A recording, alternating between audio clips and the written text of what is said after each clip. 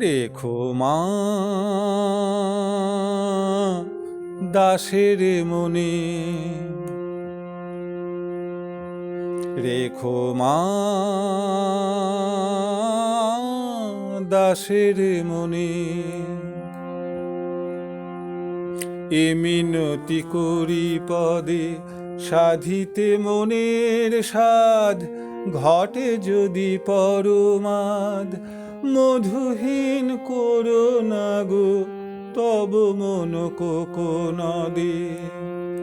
রেখো মা দাসের মনে।